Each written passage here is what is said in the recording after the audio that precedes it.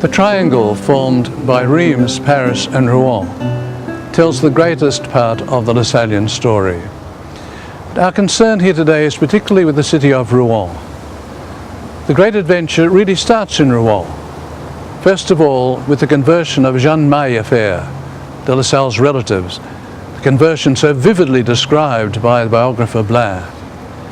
It's Jeanne Maillefer who comes to know Père Barret, a priest who's a member of the Order of the Minims, a branch of the Franciscans. Barret is particularly interested in the plight of the poor and has already begun to work for the education of girls and also for the education of boys. He comes in contact with someone who's dedicated his life to the service of the poor in the hospital at Rouen, and this man's name is Adrien Niel. Adrien Niel is the person who is given the letter by Jeanne Maillefer to take to Reims to meet with Canon de La Salle and to see if there's the possibility of establishing a school for poor boys in Reims. Already there's been contact, however, with Père Barret and his sisters, because Nicolas Roland, de La Salle's own formator in many ways, who hands over to him the care of the sisters and asks de La Salle to have them approved after his death. Roland's sisters, as such, were formed by three sisters sent by Barret to Reims, who stayed there long enough for that congregation to establish itself as the Sisters of the Child Jesus. Afterwards, these sisters returned to Rouen. De La Salle goes through many persecutions in Paris, from the writing masters particularly, and from the lack of support of the clergy and the Archbishop. He eventually decides he must come to Rouen. There are reasons why he can come to Rouen. Colbert, the Archbishop, the son of the famous Colbert, is from Reims. It's almost certain that de La Salle and the young Colbert had known one another as younger people. He also knows that the property which he has his eyes on at Saint-Yon is in the possession of the sister-in-law of Archbishop Le Tellier, his own bishop in Reims. He comes to Rouen hoping that with the presence of the people who have supported him so well in Reims, he will in Rouen find a way of escaping the persecutions that he's encountered in Paris. To do this, he agrees at first to take 4 schools, and these 4 schools are all for the poor. Indeed, he opens them in the same way as he opened his schools in Paris for anybody who wished to come.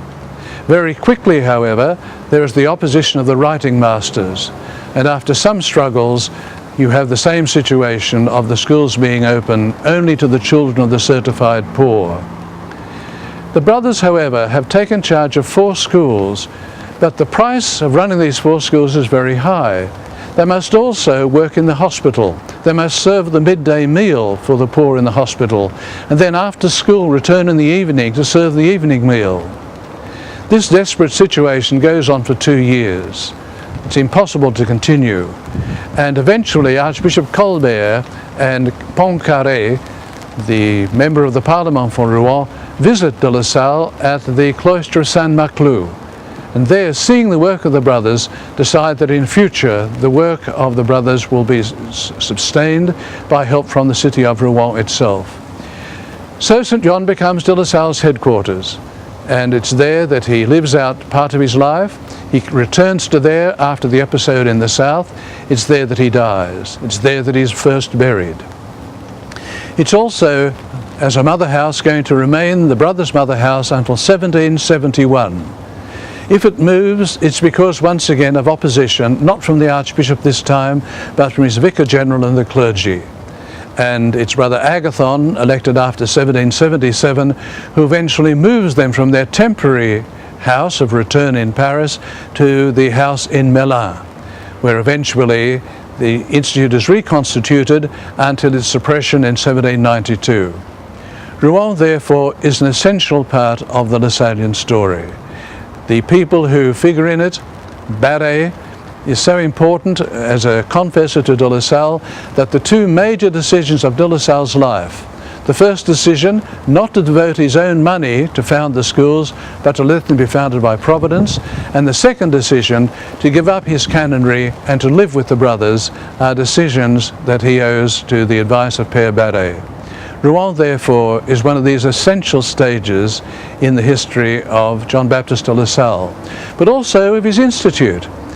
It's here then, in this cemetery, on this wonderful hillside of Bon Secours, that you find the graves of Brother Timothy, and also of Brother Irénée, and also of a large number of brothers who died in Rouen.